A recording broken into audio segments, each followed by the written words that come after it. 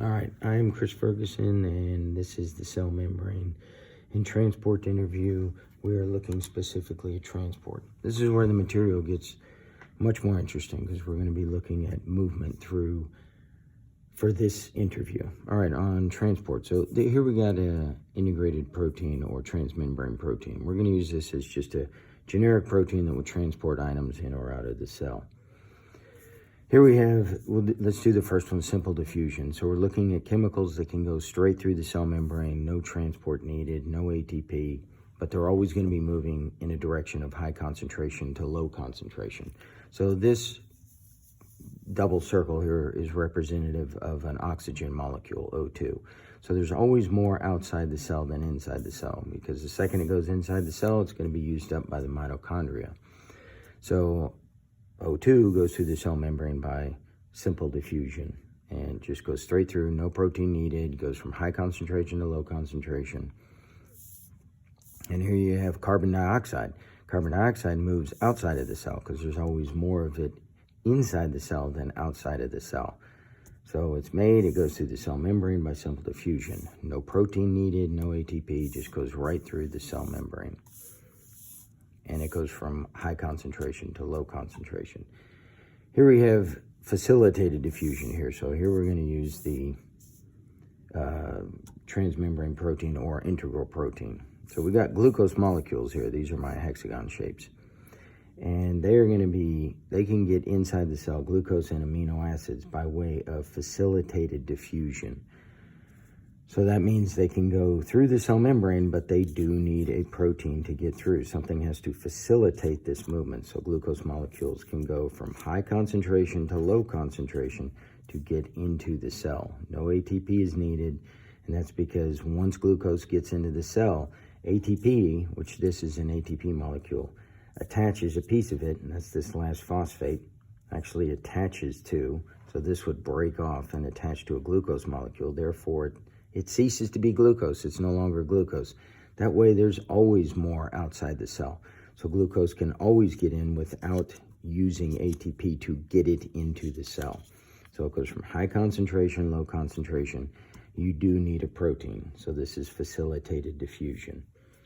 No ATP is needed, and that's to get it into the cell. The ATP will stick to it once it's in the cell, but it's not needed to get it into the cell. And this again, so it's always moving from high concentration to low concentration. Amino acids always get into the cell this way. So they're going from high concentration to low concentration. You do need a transmembrane protein to get it through, but you don't need ATP. Again, high concentration to low concentration. Active transport, these are things like the so now we're going to change this transmembrane protein. We're going to change it into a sodium-potassium pump. So it's still a transmembrane protein, but now it's going to be specific for sodium and potassium. And you do need ATP for this. So ATP sticks to the membrane. This allows the movement of 3 sodium molecules outside of the cell. And at the same time, 2 potassium molecules will go into the cell. So it's getting transported. 3 sodium molecules get transported out, 2 potassium molecules get transported in, and that's because ATP did attach to this transmembrane protein, allowing for that transaction to occur. Now we have endocytosis. This is where we have bulk items, and endo means in. We're going into the cell.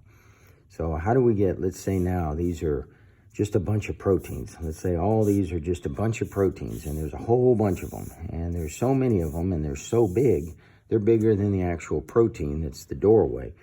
How are we going to get these bulk items into the cell? And this is endocytosis.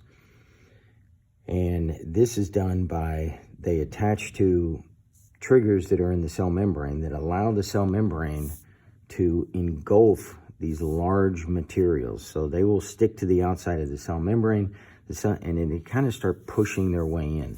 So let's do it right here with this little indent in the cell membrane. And they will push their way in to where the cell membrane will wrap around these items. And then they are now inside the cell because the cell membrane wraps around it, it pulls in, the remaining membrane will reattach together, and then you have these large bulk items inside the cell with a cell membrane wrapped around it. That is endocytosis. And there's two types of this. There's phagocytosis and pinocytosis.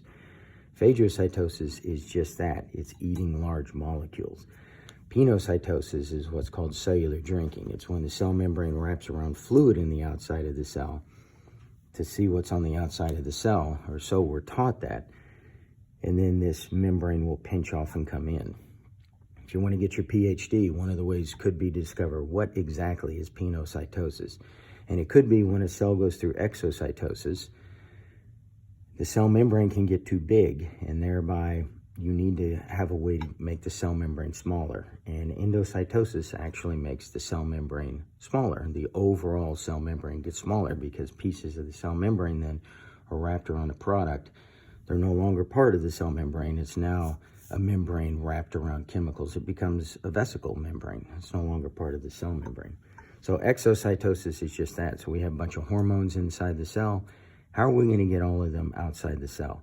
The hormones attached to the inside of the cell membrane, and they're already surrounded by a cell membrane.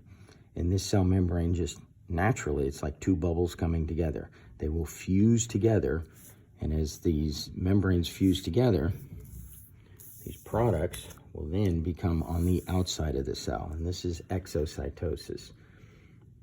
And that is it for this part of the interview.